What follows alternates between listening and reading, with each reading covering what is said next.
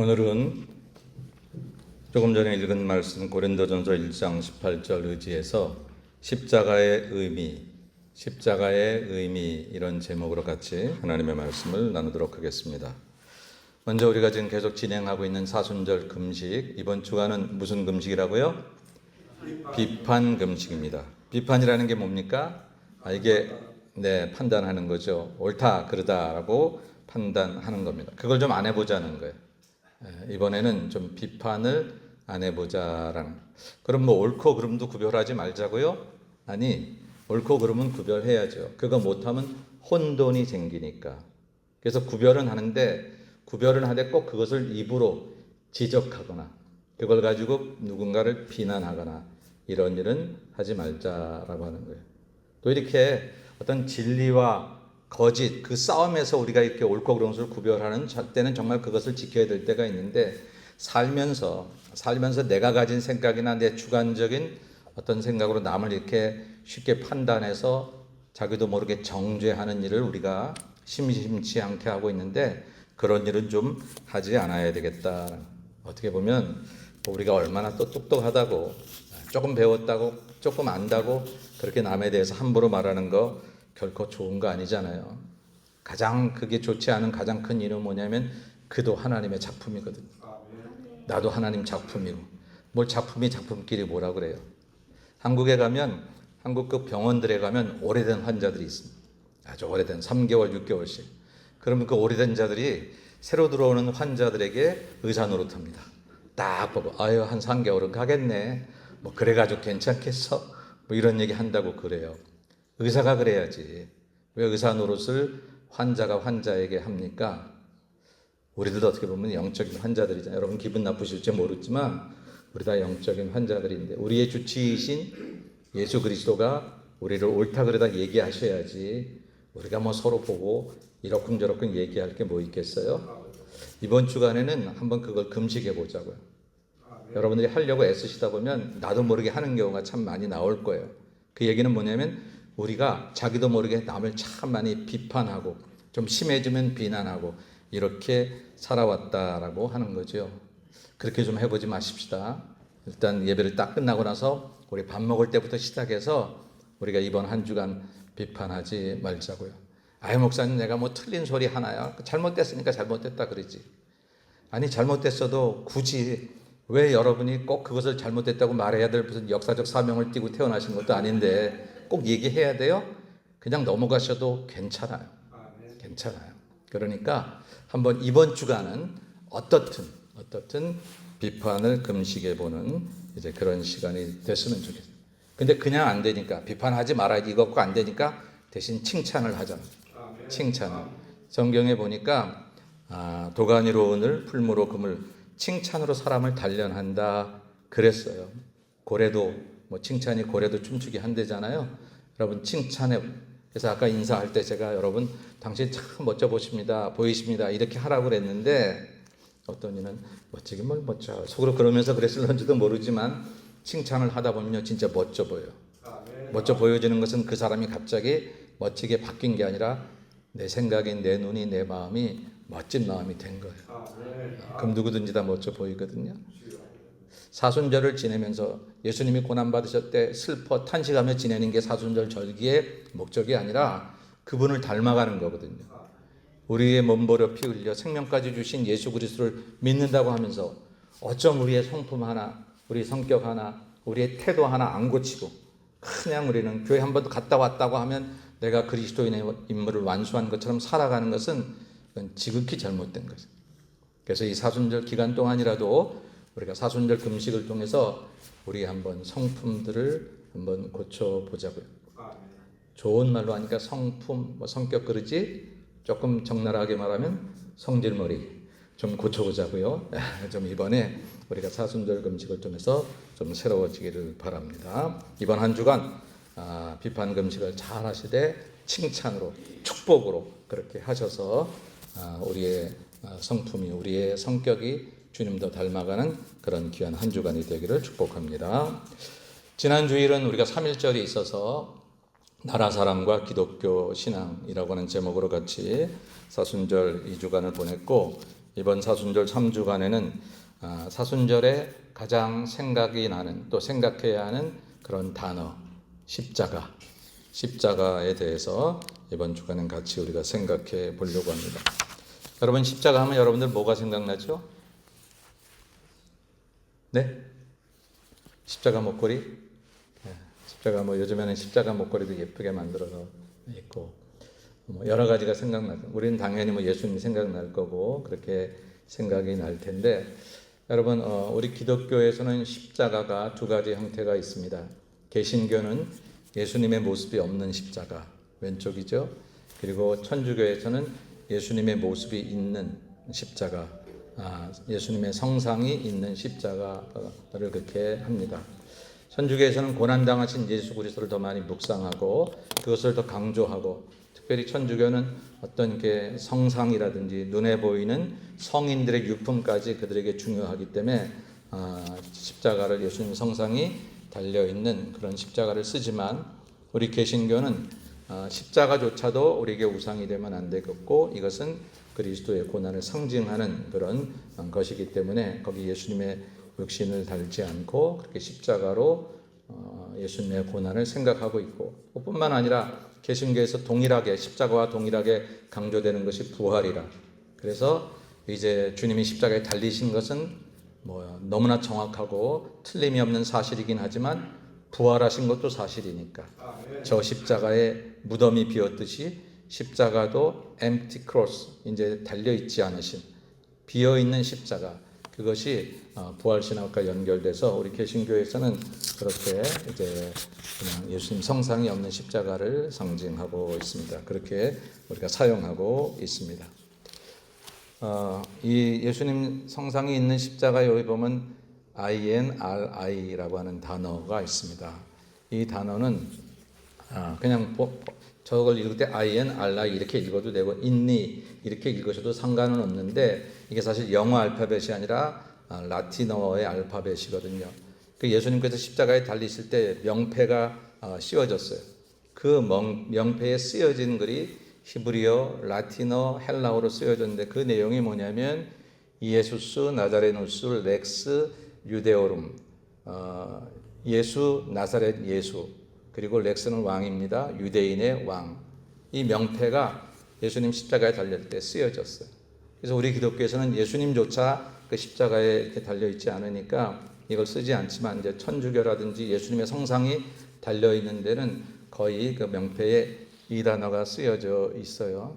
이게 지금 옳다 그러다라는 걸 설명하려는 게 아니라 이런 내용이다. 그래서 여러분들이 혹시 성당에 가시면 잘 보시기도 하고 또 어떤 사진이나 그림을 보다 보면 이런 그림들이 있을 때 이게 무슨 뜻인가 라고 하는 거 그런 정도 여러분들이 아시면 좋겠다 싶어서 말씀을 드립니다.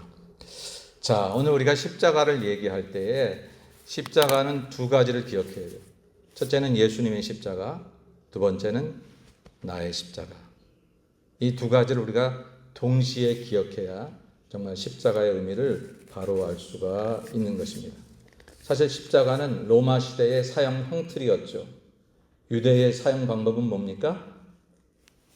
돌을 던지는 거였어요. 돌을 던지는. 가늠한 여인이 현장에서 붙잡혔을 때 사람들이 다 저마다 돌을 들고 왔다. 그래서 돌을 던져서 죽여도 문제가 없었어요. 그게 그들이 가진 사형 방법이었는데 당시에 이 사형 형틀은 유대법은 아닙니다. 그건 로마법이었어요.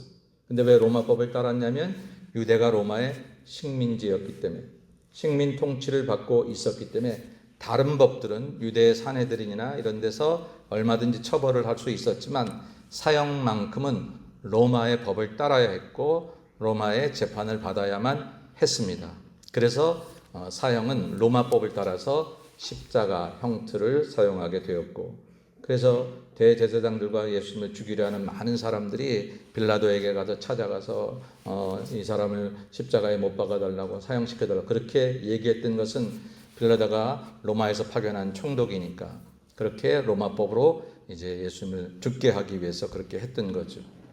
그래서 이제 십자가가 예수님을 상징하고 그리스도의 고난을 상징하는 그런 모형이 되었는데 오늘 저와 여러분에게 있어서 그 예수님의 십자가는 과연 뭘까? 한마디로 말하면 대속의 십자가. 예수님의 십자가는 대속의 십자가다라고 하는 것을 우리가 기억해야 합니다. 대속이라고 하는 말은 무슨 말입니까? 대신 값을 치렀다는 거예요. 이 값을 치러야만 그 죄가 해결되는데, 그 죄에서 벗어날 수 있는데, 스스로 그 값을 치를 수 있는 상황이 되지 않을 때 누군가가 값을 치러서 그 문제를 해결해 줬다. 노비가 노예 문서를 파기해야만 노비에서 자유로울 수 있는데 스스로 그걸 할 수 없으니까 누군가 부자가 이 사람 내가 사겠어. 그래서 그 사람의 값을, 노비 값을 지불하고 당신은 이제 자유야. 이런 시절이 있었잖아요. 그런 것처럼.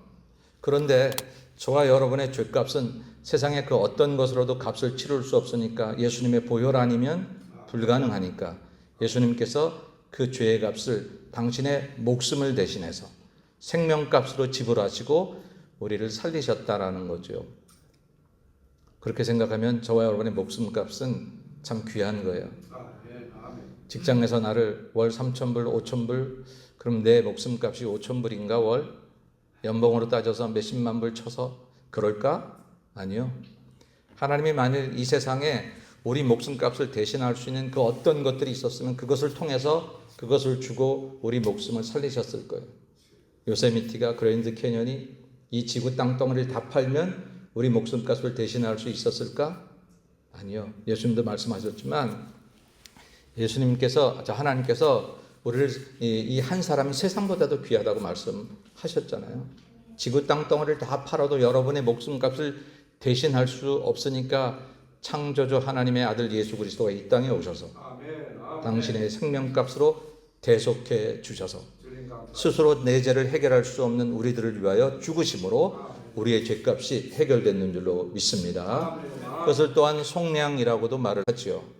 우리말로 대속, 속량 혹은 구속, 영어로는 redemption이란 말이 가장 많이 사용되어지는 말인데, 특별히 속량이란 말 속에 담겨져 있는 뜻보다 첨가된 뜻은 뭐냐면 그냥 우리 죄값을 해결했을 뿐만 아니라 우리가 자유로워졌다라고 하는 거예요.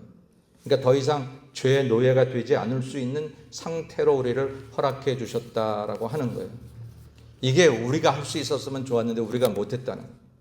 어느 종교에서는 나 혼자 이렇게 벽을 쳐다보고 이렇게 훈련을 하면 내가 그 신이 될 수 있다고 얘기하는 종교들도 있습니다.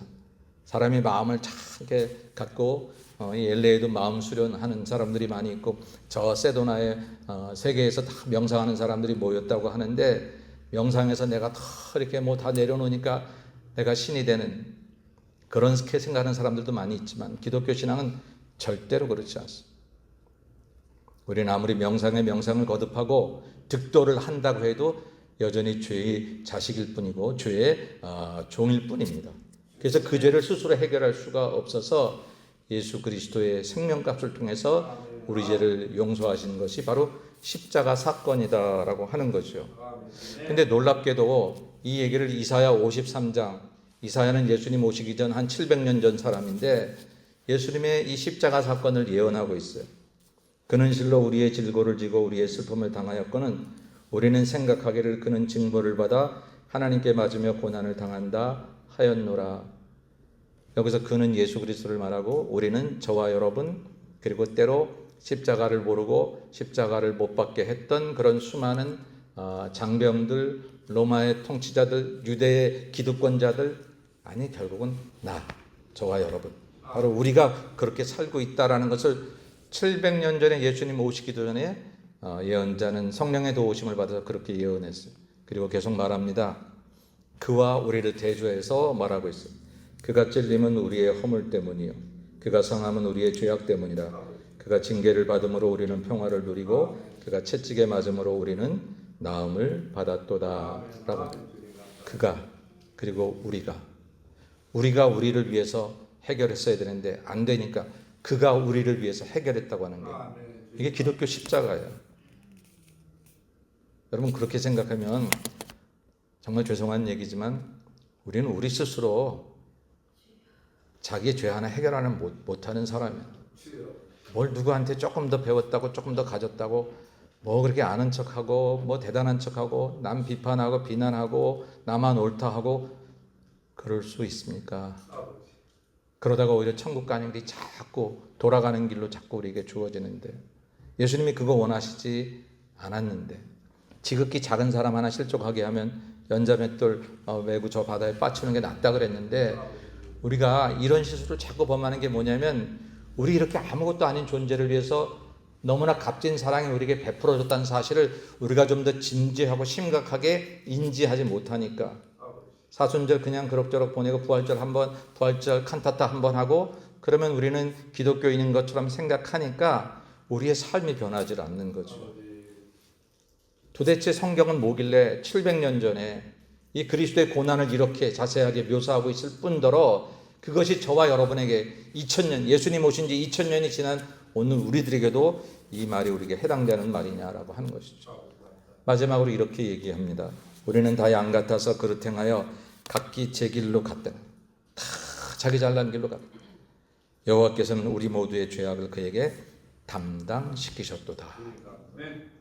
그래서 대속이에요. 그래서 예수님의 십자가는 대속. 하늘 아래 예수님 외에는 나의 죄를 대속해 줄 사람이 없습니다. 나를 조금 도와줄 사람은 있겠지요. 나보다 나은 사람도 있을 수 있습니다. 그러나 아무리 나를 돕겠다고 진실한 마음을 가지고, 아니 부모로 태어난 내 자식을 위해서, 나는 내 자식을 위해서 목숨을 바칠 거야, 뭐 그런 마음들은 거의 거짓이 없으리라고 생각하지만, 그런 마음을 가지고 있다고 해도 아이의 죄를 부모가 대속해 주지는 못하는 것이거든요. 하나님의 아들 예수님만이 오직 우리의 죄악을 대속해 줄 수 있는 까닭은 여호와께서 우리의 죄악을 그에게 담당시키셨기 때문인 줄로 믿습니다. 이게 사순절에 우리가 다시 한번 생각할 그런 대속의 십자가라는 거예요. 이 십자가 내용을 다시 한번 확인하기 위해서 우리가 살펴볼 얘기는 뭐냐면, 이 대속의 십자가가 얼마나 무서운 저주의 십자가였나를 우리가 생각해 볼 필요가 있어요. 갈라디아서 3장 13절에 보니까 그리스도께서 우리를 위하여 저주를 받은 바 되셨다. 아니, 우리가 믿는 예수님이라면 좀 더 좀 멋있게 우리에게 포장돼서 나오면 좋지 않을까요? 아니, 태어나실 때도 겨우 말구에 태어나셔서 우리를 부끄럽게 하시다니. 아, 대단한 곳에 태어나셨다 그러면 우리가 누구한테 전도할 때에, 아, 예수님이 이렇게 대단하게 태어나셨어. 옛날 위인들은 하늘의 별이 뚝 떨어지면서 태어났다 그러는데, 근데 마국간에서 태어나셨다고 하더니, 예수님이 돌아가실 때에도 십자가에서 사람을 구원하러 오신 그분이 사람의 손에 의해서 죽으셨다고 하는 얘기가 오늘 성경의 본문에 의하면 이게 세상 사람들에게 얼마나 부끄러운 얘기인지, 바울은 말합니다. 십자가의 도가 멸망하는 자들에게는 이게 미련한 것이야. 이게 말도 안 되는 소리야. 근데 구원받은 우리에게는 하나님의 능력이라, 바로 거기에 우리를 구원하신 하나님의 능력이 있다라고 하는 것이죠. 왜? 그분이 죄 때문에 저주를 받으셨기 때문에 우리의 문제가 해결된 거예요. 주님이 적당하게 대충 십자가를 지셨다면 우리의 죄의 문제가 해결되지 않았습니다. 예수님께서 십자가상에서 7마디 말씀을 하셨다고 그러는데 그 중에 한 마디가 엘리 엘리 라마 사박다니. 무슨 말이죠? 나의 하나님 나의 하나님 어찌하여 나를 버리셨나니. 아니, 세상을 구원하러 오시는 그 아들 예수님을 또 하나님은 또 버리시기까지 하는가? 그 버려지신 예수님이 우리를 구원할 수 있단 말인가? 맞습니다. 버려졌기 때문에 구원하신 거예요. 왜? 죄를 씻었기 때문에. 죄에 대해서 대가를 치렀다는 얘기가 하나님의 버렸다는 얘기예요. 하나님의 내 아들 모르겠다라는 게 아니라, 너는 죄값을 내가 너에게 담당했으니, 지구상에 있는 수많은 사람들의 그 죄값을 내가 너에게 담당했으니, 사랑하는 아들아, 힘들어도 어려워도, 아니 네 생명을 다 바쳐도 너는 이 죄값을 받아야 된다라고 하는 거. 안중근 열사, 갑자기 뜬금없이 그 얘기를 했으면 미안하지만, 안중근 열사가 감옥에 있을 때 그 어머니가, 아들아 너는 살려고 하지 말고 감옥에서 당당하게 죽음을 맞아라. 왜? 네가 한 일이 너무 위대한 일이니까. 대충 한 일이 아니라, 뭐 부끄러운 일이 아니라 너무 바른 일인데, 지금 그 바른 일을 잘못했다고 말하는 일본 순사들 앞에서 괜히 살려고 딴소리 하지 말고 당당하게 죽음을 맞아라. 뭐 그렇게 편지를 보냈다지요? 대단해요. 하나님이 그러신 거 담당시키셨어요. 그런데 그 십자가가 예언되어 있는데, 이게 사실 신명기에 있는 말씀이 사도 바울이 갈라디아서 사용하고 있는 건데, 우리를 위하여 저주를 받은 바 되셨다는 거예요. 예수님이 저주를 받을 수밖에 없게끔 만큼 우리의 죄가 크고 주홍빛보다 붉은 거였어. 그런데 주님이 그 죄를 다 뒤집어 쓰고 담당하셔서 저주를 받으셨어요. 그래서 율법의 저주에서 우리를 속량하셨으니, 아까 속량이란 말이 자유롭게 되었다. 죄값을 다 치르고, 그냥 자유롭게 된 게 아니라 죄값을 치렀어요. 죄값을 치렀기 때문에 이제 죄의 노예가 되지 않아도 되는 거죠. 기록된 바 나무에 달린 자마다 저주 아래에 있는 자라 하였습니다. 이게 신명기에 오래전에 이런 말씀이 있었는데 바울이 그 말씀을 인용하면서 예수의 십자가가 이런 거다라고 이렇게 이야기를 했다라고 하는 것이죠.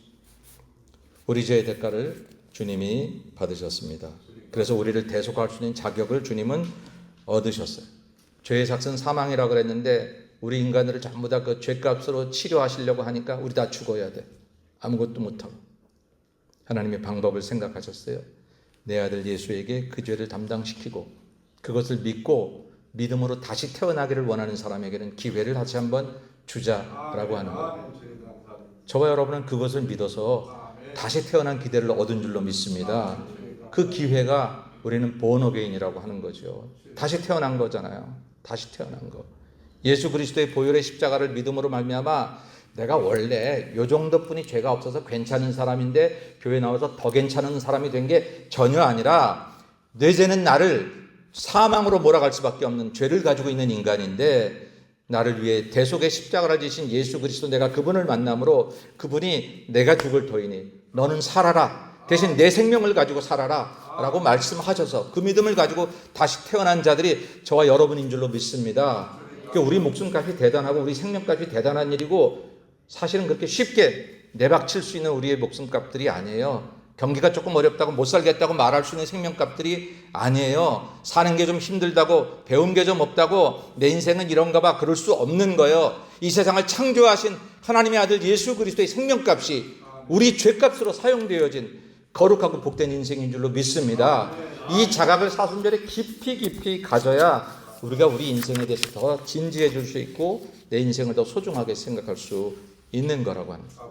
그게 예수님의 대속의 십자가에 담겨져 있는 내용이에요. 또 하나의 내용은 뭐냐면 하나님의 사랑의 십자가, 하나님의 사랑이 담겨져 있는 십자가다라고 하는 거죠.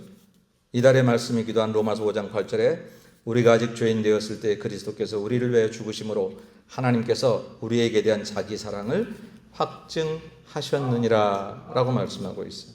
십자가가 단순히 우리 죄를 씻는 율법적인 차원에서 베풀어진 이야기로 끝나는 게 아니라 이 이야기가 우리가 아직 죄를 회개하지도 않고, 아니 죄라고 깨닫지도 못했던 그때부터 이미 하나님 내 아들의 목숨을 버려서라도 내가 저를 살려야 되겠다라고 하는 하나님의 계획이 이루어져 있어, 준비되어 있었는데 그 계획의 근거는 뭐냐?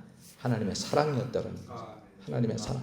그게 하나님의 사랑이 아니고 옳고 그름만으로 하나님 판단하셨으면 우리를 굳이 다시 살리실 필요가 없어요. 조금 괜찮은 사람들만 기준 잡아서 챙기실 수는 있을런지 모르지만 온 인류를 위해서 적은 죄를 졌다고 생각하는 사람이나 큰 죄를 졌다고 생각하는 사람이나 인류를 위해서 이렇게 생명값을 내놓으시는 것은 바로 우리를 살리시려는 하나님의 사랑에서 이루어진 것이다라고 하는 거죠. 예수님의 십자가는 사랑의 십자가다라고 합니다. 이 사랑에서 비롯되었기 때문에 우리가 십자가를 믿으면 우리가 다시 살아나는 거예요. 우리가 죄에서 자유되어서 살아나는 그런 은혜를 얻게 된다라고 하는 것이죠. 아까 읽었던 이사야 53장의 말씀에 그가 징계를 받음으로 우리가 어때요? 평화를 누리고 살아났잖아요. 그가 채찍에 맞음으로 우리는 나음을 얻었다는 거예요. 맞기는 예수님이 맞고 고난은 예수님이 당하시고 우리에게 주신 것은 그것을 믿기만 하면, 그것을 진심으로 인정하고, 근데 여기서 이것도 진심으로 믿고 인정한다는 건 뭐겠어요? 내 죄 때문에 주님이 그러셨구나, 우리가 통회하게 되겠죠. 다시는 그렇게 살지 말아야지. 나 때문에 내 부모가 만일 어떤 옥고를 치른다면, 내 잘못으로 인해서 내 부모가 내가 잘못했어요. 우리 부모님들 다 그러시잖아요. 내가 잘못 키워서 우리 자식 아무 잘못 없어요. 내가 잘못 키운 나를 데려가세요. 나를 감옥으로 데려가게 해주세요. 그러잖아요. 만약 그것을 진심으로 우리가 깨닫는다면 내가 다시는 내 부모의 눈에서 눈물 흘리게 살지 말아야지. 그렇게 깨닫게 되잖아요. 그게 우리가 평화를 얻게 되고 나음을 얻는 놀라운 치유가 우리에게 일어나는 일인 줄로 믿습니다. 이게 십자가 사건의 담겨져 있는다라고. 그래서 십자가를 믿는다라고 하는 것은 십자가가 주어지기 위해서 베풀어진 하나님의 사랑을 다시 한번 회복하는 것이고, 이 하나님의 사랑은 생명으로 생명을 살리신 거룩한 하나님의 계획 속에 주어진 것이라 우리가 다시 살아나는 역사가 일어나는 것이다. 그래서 어찌 보면 십자가에서 예수님 성상이 없는 게 더 나을 수도 있어요. 고난 당하심으로 계속 그것으로 가는 게 아니라 없어지셨어요. 고난 당하신 예수가 없어지시고 부활하셔서 새로운 능력으로 살아가기를 바라시는 거죠. 이게 예수님의 십자가입니다. 앞으로 여러분들 기도할 때 예수님의 십자가는 대속의 십자가, 근데 저주받은 십자가, 내 죄 때문에 철저하게 저주를 받으셨기 때문에 오히려 내 죄가 사함받았음을 우리는 확인할 수, 뿐만 아니라 사랑의 십자가가 되었기 때문에 나를 다시 살리셨어요. 그냥 죄만 해결하시려고 하면 나를 다시 태어나게 하시는 제 2차의 제 두 번째 기회를 안 주실 수도 있을 텐데, 살리자고 하신 일이라, 저와 여러분을 살리자고 하신 일이라 우리에게 그런 기회를 주셨어요. 자, 이제 두 번째 십자가는 나의 십자가입니다. 이제 예수님의 십자가를 정확히 깨달았거든. 이제는 나의 십자가 복잡할 게 하나도 없어. 누가복음 9장 23절에 보니까 아무든지 나를 따라오려거든 자기를 부인하고 날마다 자기 십자가를 지고 나를 따를 것이니라 그랬어요. 나를 따라오려거든, 요즘 말로 표현하면 예수를 믿으려거든, 예수님을 주인으로 삼으려거든, 예수님과 함께 인생을 살려거든, 뭐 그런 뜻 아니겠어요? 그러니까 우리가 예수를 믿는다고 말하려면 어떻게 해요? 자기를 부인하고 자기 십자가를 지고 나를 따를 것이니라, 그렇게 이야기하고 있어요. 자기 십자가를 지라는 거예요. 여러분 지금 여러분의 십자가를 지고 가시나요?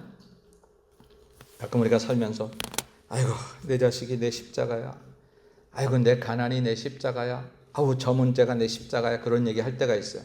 뭐 그런 마음으로 생각하는 것은 뭐 그것들을 내가 불평하지 않고 잘 감당하겠다 그런 마음일 테니까 뭐 나쁘지는 않지만, 실제 십자가는 단순한 고통이나 어려움을 말하는 게 아니에요. 살다가 조금 경제적으로 어려움을 당하거나 뭐 삶에 그런 문제가 있거나 몸이 아프거나 그걸 자기의 십자가라고 생각하는 것은 착각입니다. 그런 것을 십자가를 지는 마음으로 잘 대해서 이겨나가는 자세는 좋지만, 사실 십자가는요, 예수님을 따르기 때문에 겪는 희생이 있는 것이 십자가예요. 여러분이 예수 잘 믿으려고 해서 직장에 나가서 사업을 하면서도 거짓 안 하고 속이지 않고 정당하게 하려니까 드는 돈은 많고 나오는 수익은 적은 것 같은데, 그래도 이게 바른 방법이라 생각해서 정직하게 일하다 겪는 고통은 십자가일 수 있어요. 여러분들이 믿음으로 살려고 애를 쓰는데, 하나님 뜻대로 살려고 하는데 믿음으로 살지 않고 요리조리 세상 보기에 약삭빠르게 살아가는 사람들이 훨씬 더 잘 사는 것 같고 많은 혜택을 누리는 것 같을 때, 뭐 내가 저렇게 좀 산다고 해서 누가 나를 따라다니면서 뭐라고 할 것도 아니고, 뭐 목사님이 따라다닐 것도 아니고, 뭐 하나님 오늘 하늘 흐린 거 보니까 보실지 안 보실지도 모르고 뭐 이렇게 생각하는 그런 마음으로 살아가는 그런 인생이 아니라,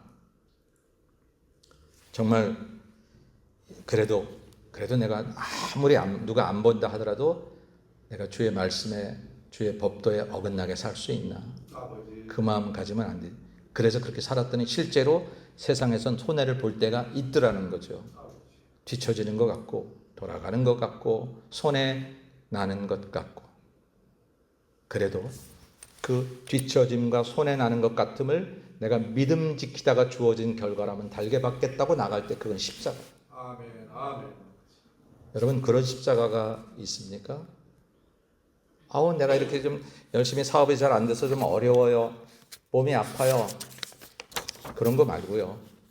믿음대로 살려고 하는데 주의를 지키는 게 정말 내가 이 일을 하는데 힘든데, 내가 주의를 지키면 당장 나에게 어떤 손해를 요구할 텐데, 내가 11조를 드리는 게 당장 내가 이게 수치상으로 어려움을 겪는 건데, 내가 그 사람을 사랑하는 길이 정말 내가 못 견디겠는데, 미워하고 미워해도 그 사람이 행한 행동에 비하면 이거는 모자라는 것 같은데, 근데 원수도 사랑하라고 예수님 자꾸 나한테 요구하니까, 그런 부대낌 속에서도 내 감정이나 내 생각을 따라가지 않고 예수의 말씀을 따라감으로 인해서 내 속은 부글부글 끓는데, 그럼에도 불구하고 주님의 말씀을 한번 그 말씀대로 살아보겠다고 살아갈 때 겪는 모든 고통들, 너 그 십자가를 지고 나를 따라오겠니? 라고 말씀하시는. 사실 예수님께서 우리를 부르시는 부르심은 이건 소풍놀이가 아니에요. 보네포라고 한 사람이 그런 얘기를 했어요. 나를 따르라 라고 말씀하신 예수님의 말씀에는 내용이 없다. 따라오면 잘해줄게. 따라오면 건강 보장해줄게. 따라오면 축복해줄게. 물론 성경에도 그런 축복의 내용이 있는 게 사실이고 또 주님을 잘 믿어서 그런 축복을 받을 수도 있어요. 그거 틀린 건 아닌데 예수님께서 베드로를 처음 부르실 때는 그냥 따라옴이 그의 명령의 전부였다라는 거죠. 그리고 따라가는 순종이 우리의 신앙의 전부였다라고 한, 그게 십자가의 길이라고 하는 것입니다. 우리가 예수를 따라가고 예수를 믿다가 손해를 보지 않았고 그래도 마음에 즐거움이 있고 살다 보니 괜찮고 병도 나은 것 같고 그랬기 때문에 예수를 믿는 게 아니라 혹시 따라가는 길이 우리에게 힘들고 어려운 길이라고 할지라도 예수님 나를 위해 지신 그 십자가, 대속의 십자가를 저버릴 수 없어서 나도 부족하지만 내 십자가 지고 따라가겠다고 걸어가는 그 발걸음, 그 걸음이 먼저 선행되어질 때에 주님은 뒤쫓아오시면서 그래 물질도 필요하지, 몸도 좀 더 건강해야 되겠구나, 이 사람도 필요하겠네, 이 길도 좀 열어줘야 되겠네, 이런 놀라운 축복들을 주신다는 거예요. 그거 안 주신다는 게 절대 아닙니다. 무엇이 먼저냐라고 하는 것이죠. 2026년의 사순절의 십자가는 여러분 직장에서 만들어야 합니다. 여러분 사업자에서 만들어야 되고 여러분 싫어하는 사람 그와의 관계에서 만들어야 됩니다. 문제가 있는 그 문제 현장 속에서 만들어야 합니다. 아프리카 어느 선교지에 갔더니 특이한 묘지가 있대요. 선교사들의 무덤 위에 십자가 꽂혀 있는 게 아니라 삽이 꽂혀 있대요. 삽이.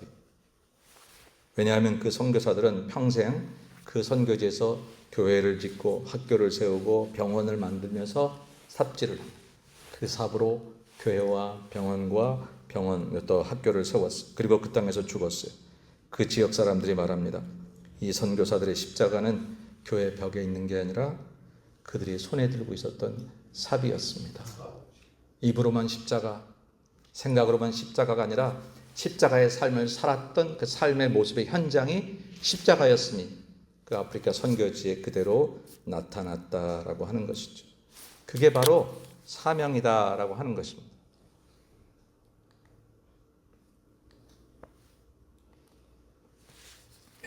그래서 자기 십자가는 결국 우리들의 사명을 위한 십자가가 되어야 된다. 오늘 우리가 져야 하는 십자가, 우리의 삶의 현장에서 여러분 찾아보십시다. 십자가를 이기는 길은 십자가를 내려놓거나 회피하는 길이 아니라 십자가를 지는 길입니다. 져야 이겨요. 이 십자가를 내가 지겠다고 다짐하고 그 십자가를 지고 나가야 그 십자가를 이기지, 무겁다고 내려놓는 순간 우리는 십자가 아래서 오히려 죄인 때문에 자리에 가는 거죠.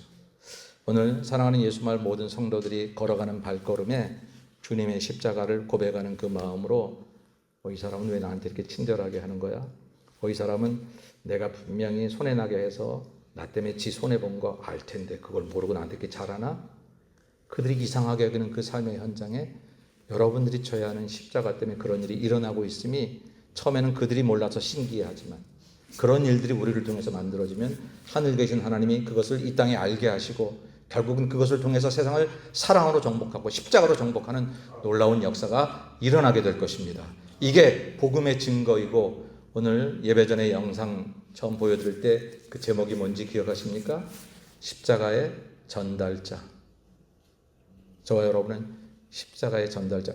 내가 이만큼 예수 믿어서 잘 됐어요. 건강해요. 복 받았어요. 물론 그것도 간증거리가 될 수는 있겠지만 궁극적으로 우리의 인생 가운데 한 번 사는 인생 왔다가 가면서 우리가 꼭 해야 되는 우리의 사명은 십자가를 전달하는 사람. 내 삶을 통해서. 어떤 얘기는 삽으로 보여주고 어떤 얘기는 사랑으로 보여주고 어떤 얘기는 봉사와 섬김으로 보여주는 그 십자가. 그 십자가를 잘 쳐서 이번 사순절에 십자가를 잘 쳐야 주님 부활하실 때 우리도 부활할 수 있으니까 부활의 동산에 우리 모두 함께 참여하는 저와 여러분 모두가 다 되시기를 주님의 이름으로 간절히 축원합니다. 기도하겠습니다. 여러분 기도할 때 주님 십자가 이제 들었으니 주여 나도 내 십자가 지고 가게 하옵소서. 다 같이 통성으로 기도하십시다. 거룩하신 아버지 하나님 은혜와 사랑을 감사합니다. 우리의 죄 없으신 예수님께서 저주받은 십자가를 지치고 아버지 그 사랑의 십자가를 통해서 우리가 생명을 얻게 하신 하나님께 감사를 올립니다. 사랑의 하나님, 우리들도 나의 십자가를 지고 가기 원합니다.